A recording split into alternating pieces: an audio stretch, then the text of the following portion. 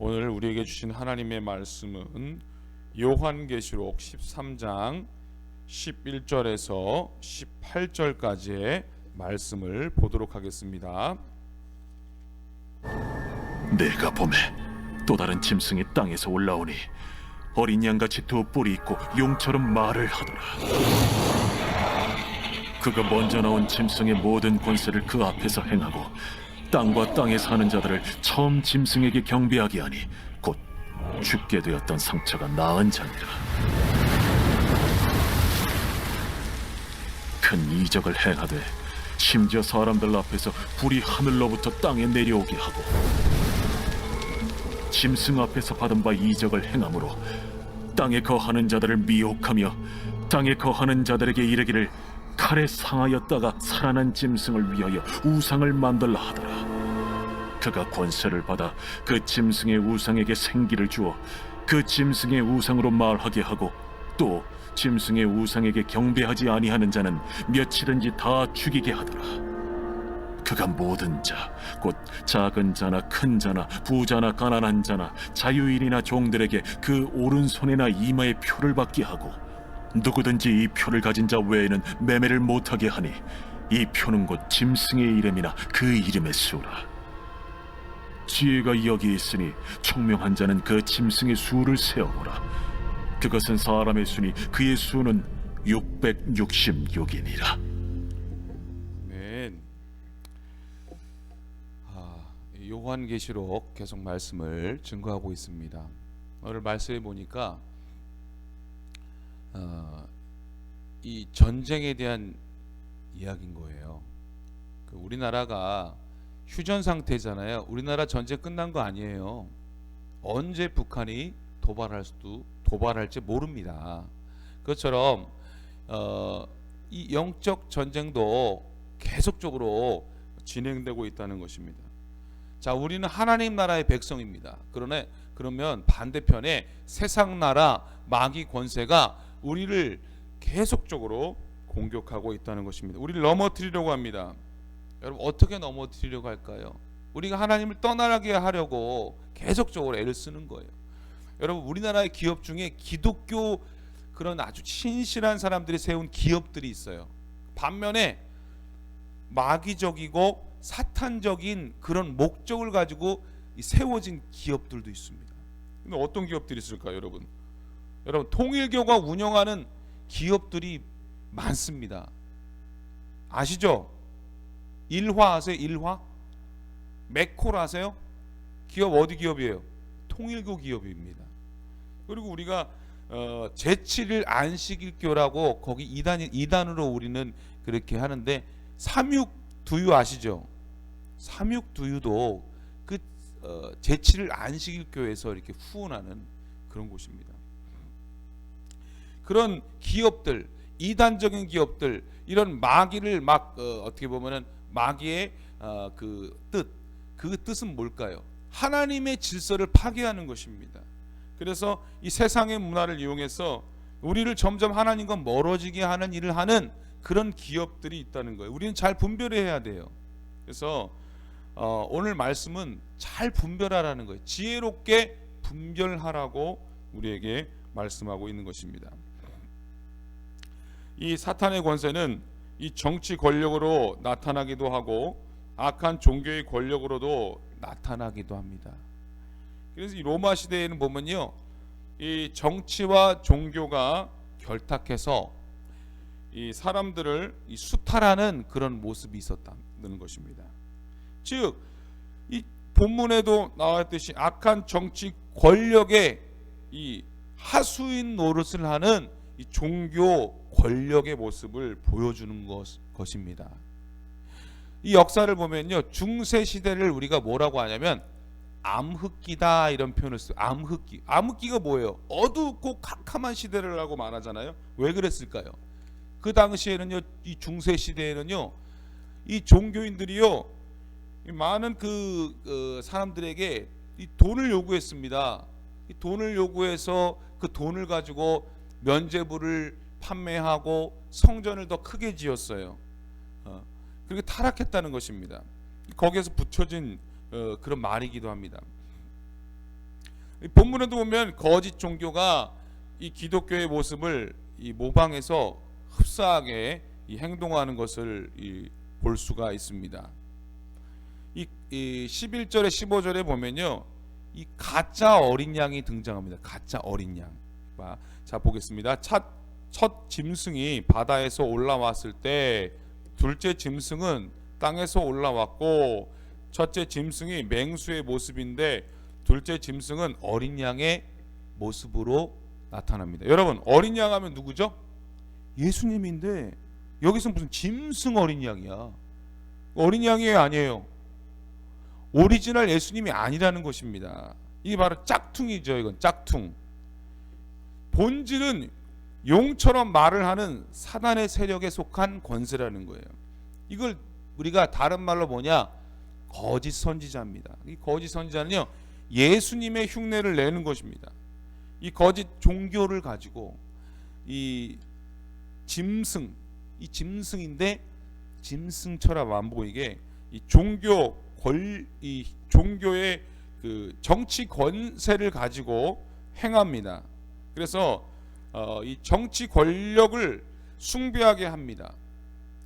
이 역사를 살펴봐도 이 거짓 종교는요, 언제나 이 악한 정치 권력의 하수인 노릇을 했다고 제가 아까 말씀드렸습니다. 그래서 많은 사람들을 미혹에 빠지게 하는 것입니다. 이 거짓 종교에도요, 여러분, 이적이 일어납니다. 말씀해 보면요, 막 이적이 일어나는 것입니다. 뭐라고 그래요? 하늘에서 막 불도 내리고, 우상은 뭐예요? 우상은 말해요, 못해요? 못하죠. 뭘 말을 어떻게 해요? 근데 무상이 막 말하게 하는 거야. 그래서 이들은 사람들을 미혹해서 정치 권력을 우상으로 섬기게 합니다. 그러나 우상 숭배를 거절한 사람들은요, 이 죽임을 당하는 데까지 이르게 합니다. 이 다니엘의 세 친구는요, 이 풀무불에 던져지기도 하는데요.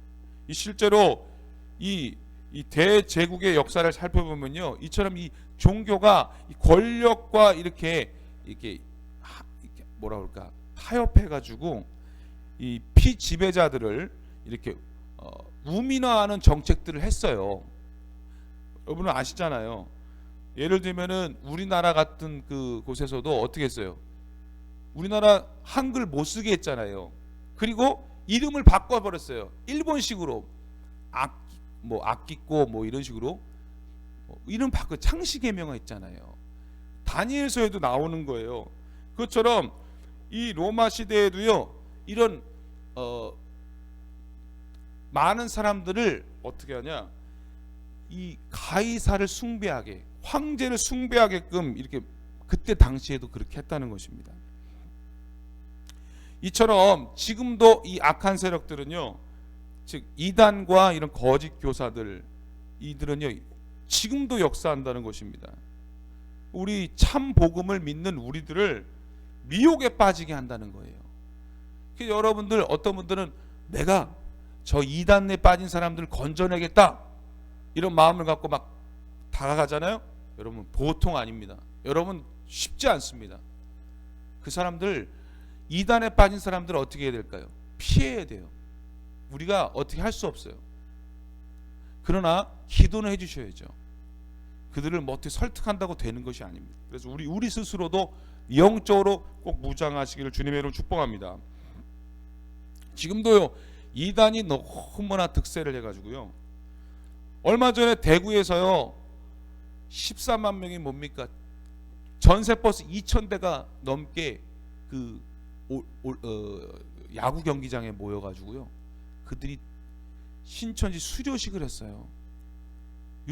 유튜브를 보면 나와요.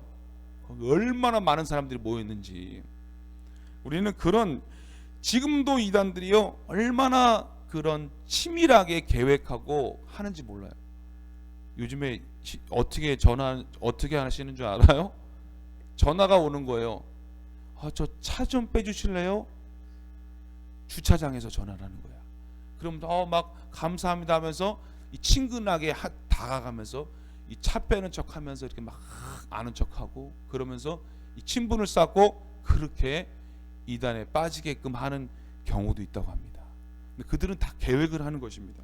그래서 우리는 이런 말세가 가까우면 가까울수록 이 거짓 선지자의 이 활동이나 이런 미혹들에 대해서 우리는 잘 경계하고 그들을 이겨낼 수 있도록 우리는 영적인 무장을 해야 된다는 것입니다. 이 성경에 보면 이 거짓 선지자의 특징이 뭐냐? 그들은 속이는 일을 합니다. 속여요. 아까도 이 말씀에도 나왔지만 이 다른 짐승이 땅에서 올라왔는데 어린 양 같이 뭐가 있다고 했어요? 두 뿔이 있다고 합니다. 뿔. 이 뿔은 용처럼 말을 했는데 이 뿔이라는 건 뭐냐면 바로 제사장직과 왕직을 상징하는 것으로 이 종교적인 존재를 드러내는 형상을 말합니다. 바로 이 땅에서 올라오는 짐승이 바로 거짓 선지자입니다. 이 거짓 선지자들은요, 양의 옷을 입고 교회를 어지럽히고 이 어린 성도들을 미혹합니다. 그래서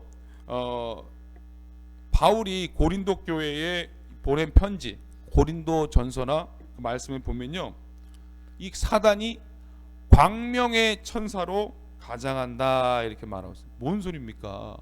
사단은요 머리 뿔나고 막 그렇게 막 아니라 천사의 모습으로 나타나서 우리를 공격하고 넘어뜨릴 수 있다는 것입니다. 이 거짓 선지자들은요 용과 짐승의 능력을 받아서 이적도 행한다고 아까 말씀드렸어요. 자, 분명히 구약 시대에 보면요 엘리야 선지자 때는요 그 바알 선지자, 아세라 선지자들이 하늘에서 불이 내려오게 못했어요. 그래서 이 거짓 선지자들은 하늘에서 그러나 이제 앞으로는요 이 거짓 선지자들이 하늘에서 불이 내려오게 하는 이적도 행할 수 있다고 말씀하는 것입니다. 이 악한 영들도 기적을 일으킬 수 있다는 것입니다. 여러분, 귀신들도 불치병을 고칠 수가 있어요. 그리고 이단들도요 기적을 일으킬 수가 있습니다. 근데 우리가 그 기적이 일어났다고 해서 그런 마귀의 역사를 믿어서는 안 된다는 것입니다. 그리고 이 거짓 선지자들은요 적 그리스도를 숭배하게 한다고 분명히 말씀하고 있어요. 자, 이 생명책에 기록되지 못한 사람들이라고 말하고 있습니다. 이들이 다 짐승에게 경배를 하는 것을 볼 수가 있는데요, 이 거짓 선지자들은요 사람들을 부추겨서요 다 짐승, 즉 적 그리스도에게 경배를 하게 한다는 것입니다. 그 우상을 만들어 놓고 그 우상에게 경배하지 않는 자들은 어떻게 해요? 핍박하고 가두고 죽인다고 말씀하고 있습니다. 여러분, 우리는요 어떤 상황 속에서도 오직 누구십니까? 오직 예수, 오직 하나님만 경배하는 우리 모든 성도님들이 다 되시길 주님의 이름으로 축복합니다. 예전에도 우리가 이 말씀을 많이 들었어요. 짐승의 표에 대한 말씀입니다. 자, 모든 자의 오른손이나 이마에 짐승의 표를 받게 할 것이라고 합니다. 하나님의 이는 하나님의 소유를 나타내는데 짐승의 표는요 누구의 소유일까요? 짐승의 소유라는 것입니다.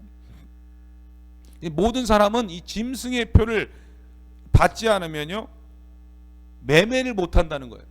매매를 못하는 게 뭐예요? 먹을 걸 살 수가 없고 어디 갈 수가 없다는 것을 말하고 있습니다. 이것은 예전부터 했던 말인데요, 말세가 되면은요 적그리스도가 세계의 경제권을 가지고 사람들을 통제한다 이렇게 말하고 있습니다. 그래서 이 666은 뭘 말하냐? 바로 원래 777을 하나님의 숫자라고 그러잖아요, 만전수. 그런데 거기서 한 숫자가 부족한, 그래서 666 하면 바로 사단의 숫자입니다. 그래서 이 악한 권세가 우리를 계속적으로 미혹하고 우리가 하나님의 뜻대로 살지 못하도록 공격한다는 얘기를 말하고 있습니다. 우리는 이러한 영적 마귀의 공격에 깨어 있어야 된다는 말하고 있습니다. 아까도 말씀드렸듯이 이 마귀는요, 거짓 선지자들은요 어린 양처럼 위장하는 것입니다. 사람을 속이는 것입니다. 우리에게 친근하게 다가와서 우리가 하나님의 뜻대로 살지 못하게 만들어 버리는 거예요. 그러므로 우리는 더 깨어서 기도함으로 이 마귀를 이겨낼 수 있어야 됩니다. 자, 로마 제국이요 전 세계를 지배하려고 했습니다. 그때에 많은 사람들은 이 황제에게 충성을 맹세하는 자들도 있었어요. 황제의 비율을 맞추면 잘하면요 경제적인 이익을 얻었습니다. 그래서 황제가 자기한테 잘하는 그 사람 그 지역에는 이름을 부여했어요. 가이사라 빌립보. 그 뭐예요? 황제가 보너스를 준 거예요. 그 지역에는 가이사라가 뭐예요? 황제의 이름을 따서 그 지역을 융성화시키는 거예요. 막 건물도 지어주고 잘해주는 겁니다. 각각 곳곳에서 막 황제의 그런 신상을 이렇게 놓고 저는 황제를 잘 숭배합니다라고 이게 서로 잘 보이는 일들 벌어졌습니다. 그리고 그러한 자들에게 짐승의 표를 줬을 때에 그때 이제 당시에 이제 그 문자 이름이나 그것을 숫자로 환산하는 것을 뭐라고 그러냐면 게마트리아라고 했어요. 게마트리아가 뭐냐? 바로 네로나 그 이름을 이 게마트리아로 하면 네로가 이름이 뭐냐면 666이었어요. 그때에도 표를 준 거예요. 그래서 매매를 못하게 했어요. 그때 당시에도. 그럼 이것은 마지막 때 우리에게도 이러한 역사는 일어날 수 있다는 것을 우리는 늘 알아야 하는 것입니다. 끝나지 않았습니다. 아직도